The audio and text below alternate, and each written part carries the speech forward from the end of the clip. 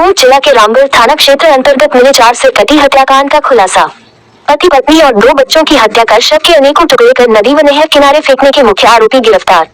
Kaimur police की बड़ी कार्रवाई। सिर्फ जांच में खुला राज। हत्या में प्रयुक्त हथियार, स्कूटी और 2 कटी सिर बरामद। भाइयों द्वारा ही भाई व भाई के समस्त परिवार की गई थी हत्या।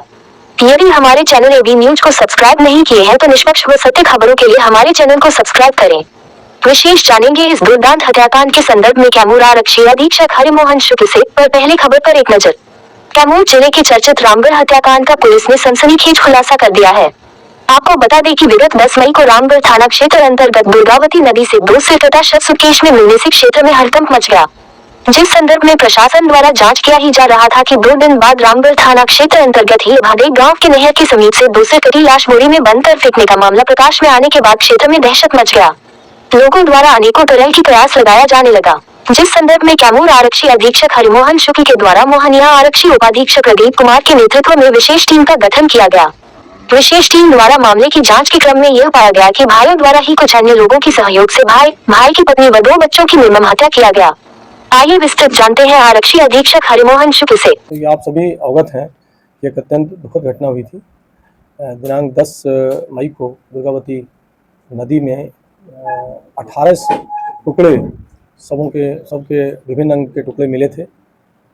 देखने से ही लग रहा था कि इसमें 3-4 व्यक्तियों के ये टुकड़े हैं। इसमें हम लोगों ने एफएसएल की टीम, डीआईयू की टीम, हमारे जो जितने भी इंटेलिजेंस की टीमें थी, हम लोगों ने उसमें इसको लगाया था।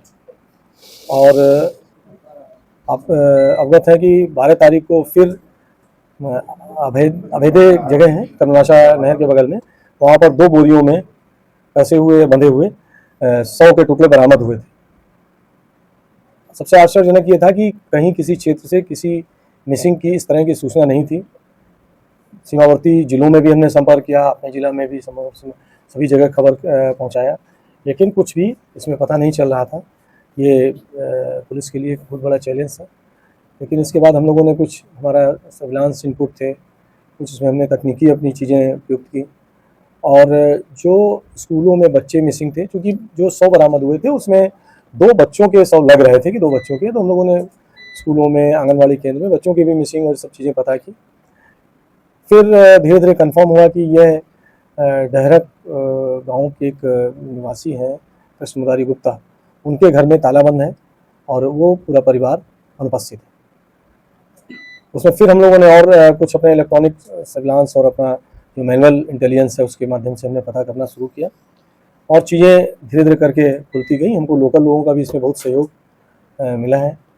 चीज़ें परत दर परत खुलती चली गई। सर, जो हत्यारा भाई और इसी में हम लोगों को ये कंफर्म हो गया है कि कृष्ण मुरारी गुप्ता जी और उनका परिवार के साथ लगता है कोई अनहोनी हो गई, घटना हो गई। हमने इसमें और अपने जांच का दायरा बढ़ाया और कृष्ण मुरारी का भाई, छोटा भाई जो विकास गुप्ता है, उसको हम लोगों ने कस्टडी में लिया, पूछताछ की। चूँकि हमारे पास उसके खिलाफ कुछ एविडेंस था, उसके आधार पर उसने तुरंत स्वीकार कर लिया कि उसी ने कृष्ण मुरारी गुप्ता, उनकी पत्नी और उनके दोनों बच्चों का घर में ही मर्डर किया है। और विस्तार से पूछने पर उसने बताया कि घर में आपस में ये लोग 4 भाई हैं। कृष्ण मुरारी गुप्ता, उनसे 3 छोटे भाई और थे। कृष्ण मुरारी गुप्ता गांव में रहते थे, बाकी 3 भाई इनके बाहर रहकर नौकरी करते हैं। तो उनसे जो छोटा वाला भाई है विकास गुप्ता, वो उनसे अंदर ही अंदर नाराज़ रहता था कि हमारे साथ ठीक से व्यवहार नहीं करते, हमारे माँ के साथ या हमारी पत्नी और लोगों के साथ, भाइयों के साथ मारपीट करते हैं। विकास नौकरी में ही था महाराष्ट्र में। उसी समय उसको यहाँ से उसकी माँ ने फ़ोन किया कि कृष्ण मुरारी ने, बड़े भाई ने मारपीट की है घर में। जब इसने वहाँ सुना तो वहीं माइंड मेकअप कर लिया कि वो अपने भाई का खात्मा करेगा। और महाराष्ट्र से ही अपने जहाँ पर वो नौकरी करता था, अपने एक साथी को उसने अपने बातचीत की और एक योजना बनाई। वहाँ से वो चला है, यहाँ आया। आने के बाद घर में 7 तारीख को सुबह वो एक कमरे में बैठ करके वो विकास, उसका छोटा भाई राहुल उर्फ गौतम, जो संभवतः गूंगा है जैसा विकास ने बताया है, और उसका साथी दीपक राजपूत जो महाराष्ट्र का था, वो तीनों एक कमरे में बैठकर बातचीत कर रहे थे। उसी समय कृष्ण मुरारी उसके कमरे में आए और ये लोग कुछ शेयर के बारे में बातचीत करने लगे, शेयर मार्केट के बारे में। क्योंकि पहले से विकास और वो लोग अपनी योजना बना चुके थे, तो विकास ने मौका देखकर और उन लोगों ने पकड़कर कृष्ण मुरारी पर चाकू चला दी। जब कृष्ण मुरारी की लोग हत्या कर रहा था, इनकी पत्नी भी दौड़ करके आई। तो जब पत्नी आई, उन्होंने देखा कि इस तरह का हो रहा है, तो भागने लगी। उसमें इन लोगों ने फिर उनको पत्नी को भी पकड़ लिया और मार दिया। सबसे आश्चर्यजनक बात यह है कि जिस समय सब हो रहा था, इन लोगों की माँ और इनके 2 भाइयों की पत्नियां भी घर में ही मौजूद थी।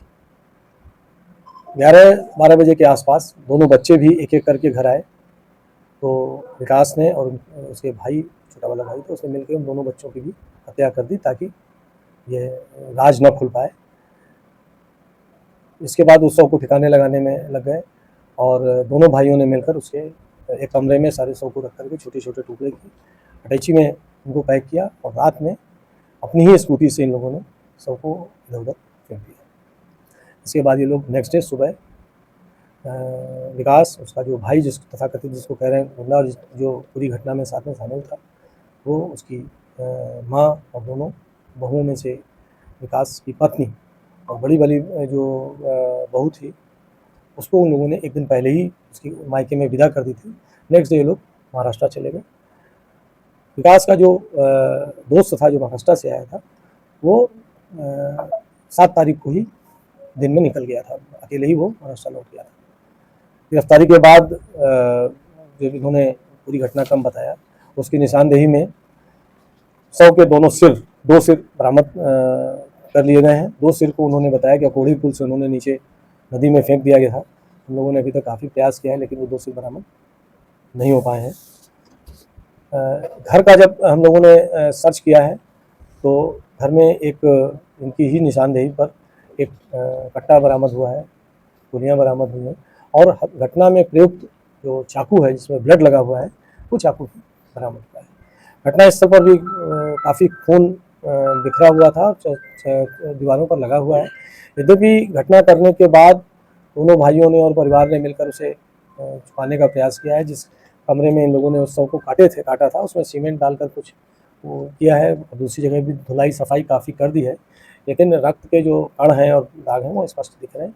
फॉरेंसिक टीम से हम लोगों ने उसको पूरी जितने एविडेंस हैं उसको कलेक्ट किया है और इसमें हम लोग स्पीडी ट्रायल चलाकर कठिन से कठिन इन लोगों को सजा दिलाने का प्रयास करें। सर, इसमें कई लोग संलिप्त हैं और कितने लोग की गिरफ्तारी है, कहाँ?